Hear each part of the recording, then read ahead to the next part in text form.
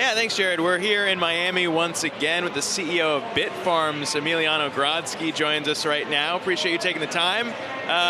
It's interesting because we've been talking a lot about sustainability when it comes to Bitcoin mining. And you guys are obviously one of the leaders, a publicly traded Bitcoin mining company powered by hydropower. So talk to me about what people are missing when it comes to how you can mine for Bitcoin in a sustainable way.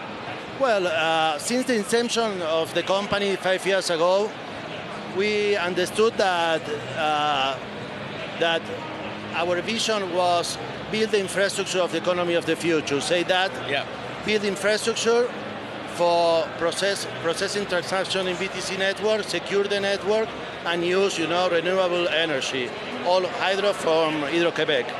And you guys, I mean, you keep adding to the amount of rigs you have. I think you just, in the last quarter, you guys disclosed the largest ever purchase of Bitcoin mining rigs. Well, yes, we bought more than 50,000 miners that we will install in the next 2021 and 2022. Yeah. We will expect to, right now we have close to 1% of the Bitcoin network, that is huge. And we will reach 3 exahash at the end of the year, and 8 exahash at the end of the next year, 2022. Yeah, for people who don't know, the hash, that's the amount of computing power that you guys are adding to the network there. And when we talk about maybe what we're seeing play out in China, when they're maybe not being so friendly to miners and saying, we could potentially ban the idea of Bitcoin mining in China, how does that impact a company like yours when it comes to the costs of mining? Well, for us it's a benefit because they are unplugging machines from the network, say that the hash rate is lower. The last 14 days, the last adjustment, the difficulty reduced it by 15%. Say that we earn on a daily basis more, 15% more BTC that we adding in our balance sheet, right? Yeah. So I mean, when we hear from Elon Musk, we've been seeing him tweet, and he talks about Bitcoin's bad because it's bad for the environment. I mean, you as the CEO of a sustainable mining company, I mean, what do you say to that take? Well, I believe that Elon Musk is wrong. I believe that he's only thinking in himself.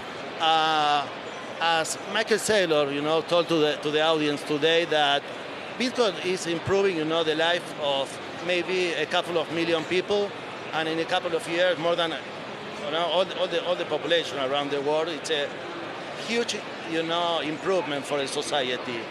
And I believe that most of the people attacked, the energy consumption about the BTC mining, and didn't understand pretty well what we are really doing. Say that, for example, Elon has, like $1.5 trillion worth in BTC in Tesla, and for be safe this amount of BTC, we do the job.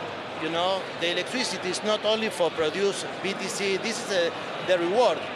But we use the electricity for keep safe the network, Yep.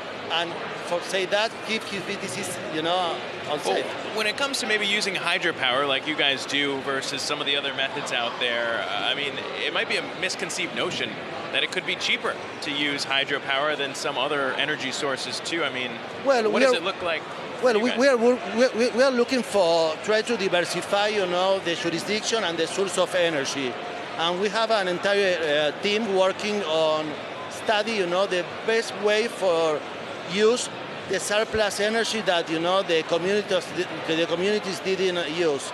Or at least install solar panels, or eolic producer of energy for be, more efficient. Yeah. Well, let's talk too about the fact that right now you guys trade over the counter and in Canada, but you just got, what was it, Nasdaq approval here when we talk about that? How big is that for you? As again, we talk about mining operations here. You guys are one of the few that are audited by the Big Four. Talk to me about the hurdles it took to finally get the Nasdaq approval. Well, we are so proud to reach this milestone in our career.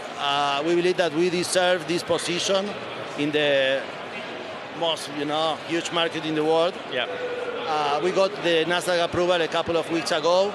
We are in the final process of BTC, and we believe that in the following weeks we will have our first trade in Nasdaq. when it comes to finally, last question here, I mean, we're talking about an adoption at a grand scale of sustainable energy. I mean, do you eventually see a day where all Bitcoin miners are using either hydropower, solar? I mean, how quickly does that happen? Not all.